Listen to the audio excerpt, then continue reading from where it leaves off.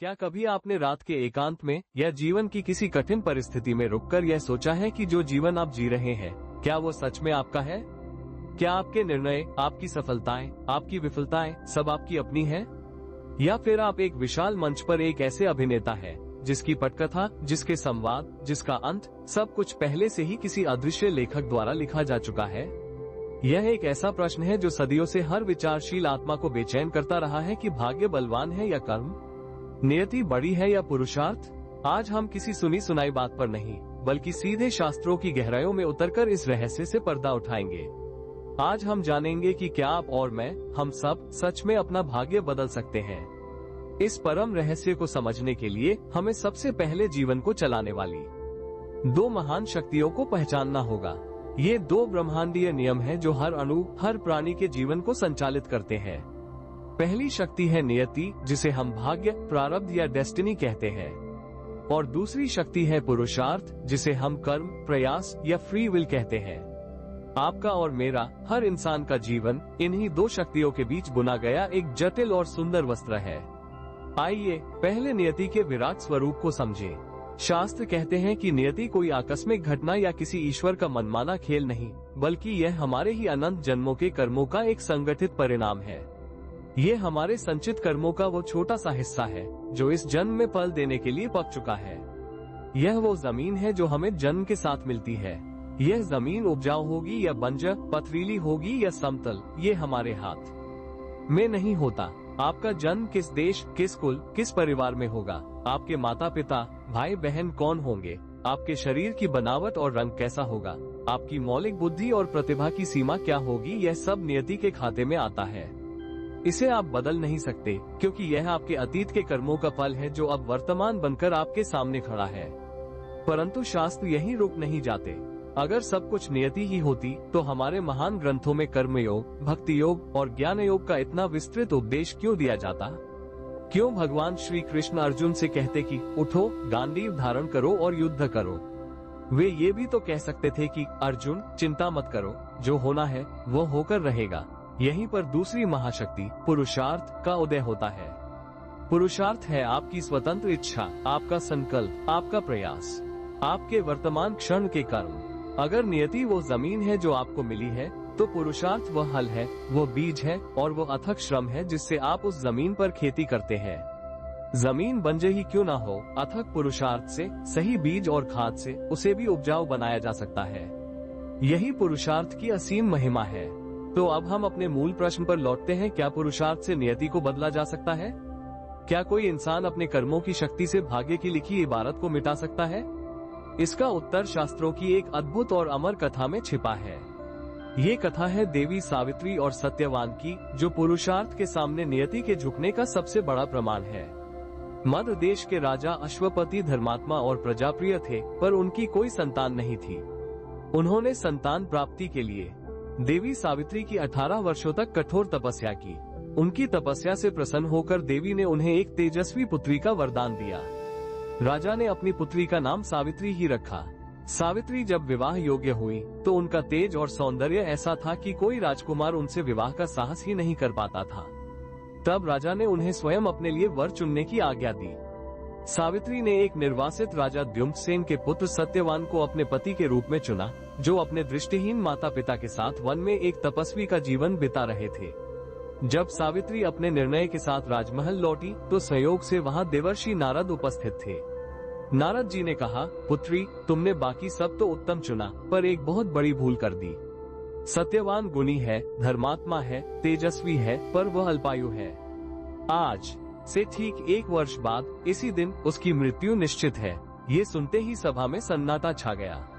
ये सत्यवान की नियति थी, जिसे स्वयं त्रिकालदर्शी देवर्षि नारद अपनी वाणी से घोषित कर रहे थे। राजा ने सावित्री को बहुत समझाया कि वह कोई और वर चुन ले, पर सावित्री ने कहा, पिताजी, आर्य कन्याएं जीवन में एक ही बार अपने पति का वरण करती है। मैंने सत्यवान को मन से अपना पति मान लिया है, और अब चाहे उनकी आयु 1 वर्ष हो या 100 वर्ष, वही मेरे पति है।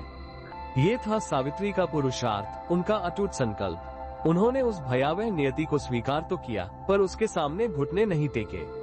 उन्होंने विवाह किया और राजसी वैभव त्याग कर वन में अपनी पूरी श्रद्धा से सत्यवान और उसके माता पिता की सेवा करने लगी। वो हर दिन गिनती थी, हर क्षण उन्हें याद था कि नियति की तलवार उनके सुख पर लटक रही है। जैसे जैसे सत्यवान की मृत्यु का दिन निकट आता गया, सावित्री की तपस्या और कठोर होती गई। जिस दिन का नारद जी ने उल्लेख किया था, उससे 3 दिन पहले उन्होंने निराहार व्रत आरंभ कर दिया। उनका शरीर तप से दुर्बल हो रहा था, पर उनका संकल्प और भी दृढ़ होता जा रहा था। और फिर वो दिन आ गया। उस सुबह सावित्री ने सूर्य देव को अर्घ्य दिया और सासू ससुर से आशीर्वाद लिया। जब सत्यवान लकड़ियां काटने के लिए वन की ओर जाने लगे, तो सावित्री ने भी साथ चलने की हठ की। सत्यवान ने उन्हें समझाया, पर सावित्री के दृढ़ निश्चय के आगे उन्हें झुकना पड़ा। वन में सत्यवान लकड़ियां काट ही रहे थे कि उनके सिर में असहनीय पीड़ा हुई और वो चक्कर खाकर नीचे उतर आए और सावित्री की गोद में अपना सिर रखकर लेट गए। तभी सावित्री ने देखा कि एक श्याम वर्ण के रक्त जैसे नेत्रों वाले, हाथ में पाश लिए एक दिव्य पुरुष उनकी ओर आ रहे हैं। वो समझ गई कि यह स्वयं मृत्यु के देवता यमराज हैं। यमराज ने सत्यवान के सूक्ष्म शरीर को उसके स्थूल शरीर से निकाला और दक्षिण दिशा की ओर चलने लगे।